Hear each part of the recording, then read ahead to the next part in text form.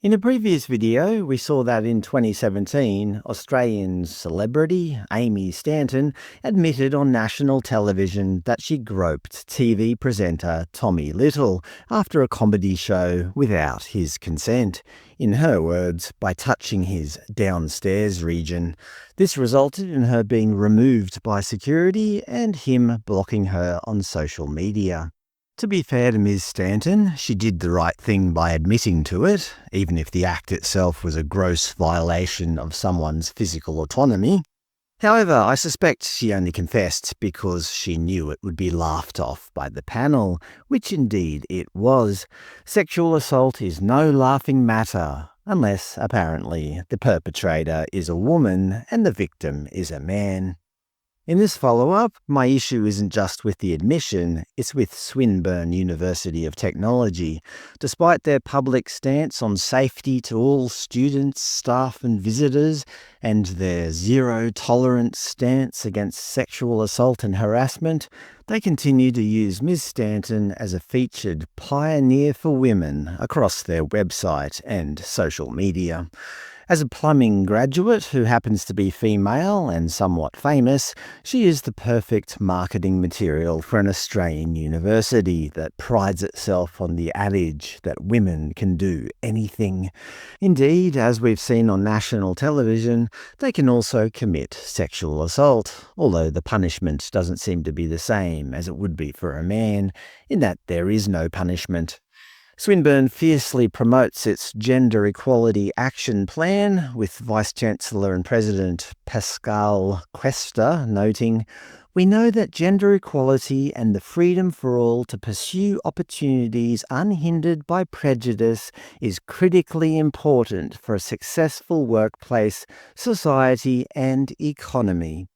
The irony here is that the university claims to strive for a workplace where everyone is welcome, safe and free from sexual harassment, yet they continue to feature a pioneer whose most famous public admission is exactly that. It seems Swinburne wants the equality photo ops and diversity awards, but they'll pass on the part where women are held to the same zero-tolerance standards as men. This Facebook post from September is essentially free marketing for both parties. Swinburne notes, "Aimee is reshaping the trades industry with her two businesses, Zadie Workwear for Women and Tiny Stays, a unique off-grid accommodation experience." Not only does the university get their photo op, but Ms. Stanton gets a free PR boost. Interestingly, the post shows 5 comments in the metadata, yet not a single one is visible to the public. I wonder why.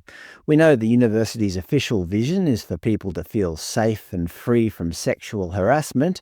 It appears their Facebook moderation team is very efficient at keeping their page safe from criticism, while the marketing department remains perfectly comfortable featuring someone who admitted to the very behaviour they claim to have zero tolerance for. An insider from Swinburne reached out to me recently, confirming that staff and/or students have indeed tried to raise these concerns internally.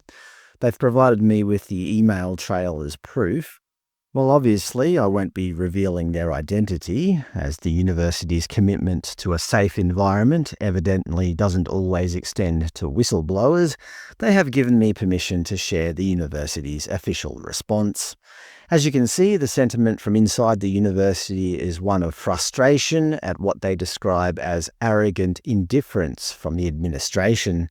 The official response featured in this trail came from Lucy Rowlandson, the Vice-Chancellor's Chief of Staff and, apparently, the university's primary gatekeeper for inconvenient truths. If you look at the official response, you'll see the Chief of Staff's signature branding in full effect, complete with pronouns, she, her, and a formal acknowledgement of country, recognising the Wurundjeri people of the Kulin Nation as the traditional owners of the university land. It's a very modern, very progressive look, but there is a certain irony hidden behind the virtue signalling. They've ticked the boxes for the right email footer, but when it comes to the zero-tolerance policy for sexual assault promised in their action plan, the administration seems to have hit unsubscribe. The response from Lucy Rollinson was a masterclass in bureaucratic deflection, sent on 7th of October from the Vice-Chancellor's office. It was filled with the obligatory PR fluff you'd expect. For example, the safety and well-being of Swinburne staff and students is a priority and something we take incredibly seriously. And I want to assure you that your concerns have been noted in full. So never fear, your email hasn't been put into the metaphorical shredder, even though it effectively has, but the university will certainly pretend that it hasn't.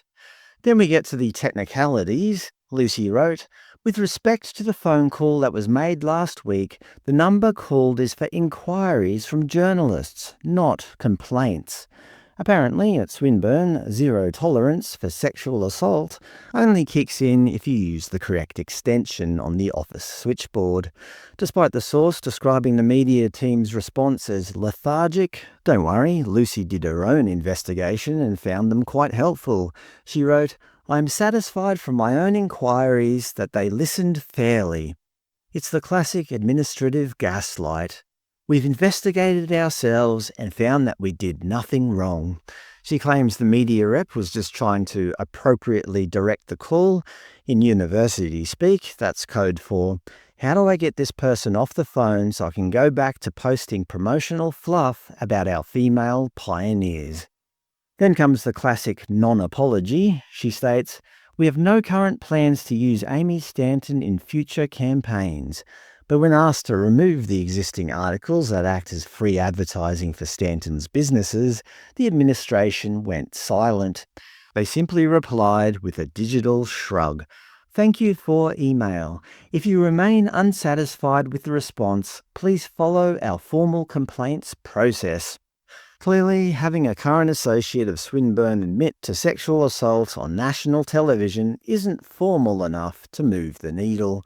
Apparently, their zero-tolerance policy only applies if you fill out the correct paperwork in the correct portal on the correct Tuesday.